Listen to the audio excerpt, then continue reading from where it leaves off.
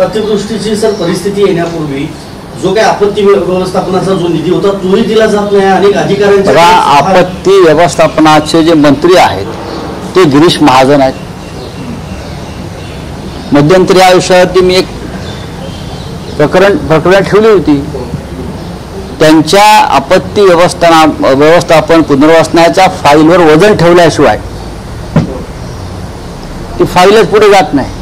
कसलं आपत्ती व्यवस्थापन करताय तुम्ही? त्याच निधीमध्ये भ्रष्टाचार आहे हे मी मागे वारंवार सांगितलेलं आहे. तिथे सुद्धा ठेकेदार बसले आहेत आणि ते सांगतात कोणती फाईल मंजूर करायची की नाही. या विषय मी डिटेल व्यवस्थित मागे या एका पत्रकार परिषदेत सांगितलेलं आहे की गिरीश महाजन यांच्याकडे जे खातं आहे आपत्ती व्यवस्थापन त्यात कशा प्रकारे घोटाळे, भ्रष्टाचार, कमिशनबाजी, दलाली, ठेकेदारांचं वजन वापरून फायली मंजूर केल्या जात आहेत हे मी सांगितलं. या अभिषेक कौल तेच हेच नाव मी सांगितलं होतं ना. ह्यांनी मंजुरी दिल्याशिवाय एकही फाईल पुढे जात नाही. कोण आहे ते?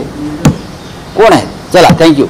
बोले. महाराष्ट्र में मराठवाड़ा में बड़ी पूर परिस्थिति आपत्तिजनक परिस्थिति होती है. उप मुख्यमंत्री एकनाथ शिंदे परिवहन मंत्री ने वहाँ पे मदद की है.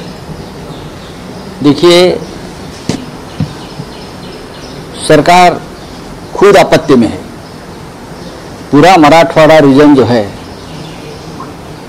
जहाँ 11 डिस्ट्रिक्ट या 11 जिले हैं भारी तबाही हो रही है, हो गई है. लगभग 70 लाख एकड़ जमीन खेती पूरी तरह से बह गई है, ढस गई है.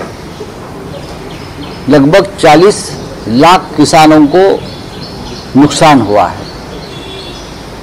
पशुधन गया है, खेती गई है, घर बाहर गया है, सब कुछ चला गया है. लेकिन सरकार कहाँ है? सरकार के ऊपर लगभग 10 लाख करोड़ का कर्जा चल रहा है. तो सरकार मदद कहाँ से देगी? शिवसेना पक्ष प्रमुख उद्धव ठाकरे जी ने ये मांग की है कि नरेंद्र मोदी देश के प्रधानमंत्री ने 10,000 करोड़ की तत्काल मदद देनी चाहिए, नहीं तो मराठवाड़ा पूरी तरह से उद्ध्वस्त हो जाएगा. लेकिन सरकार के कुछ लोग और मंत्री क्या कर रहे हैं?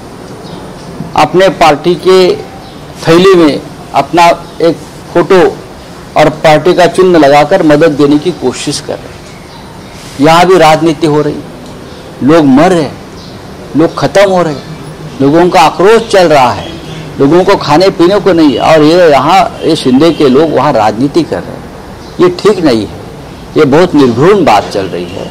लेकिन कल उद्धव ठाकरे जी पूरे विभाग का दौरा करेंगे और जायजा लेंगे और फिर बात करेंगे. तो ये वो हमारे एमपी है, सांसद है ओमराजे निंबाळकर.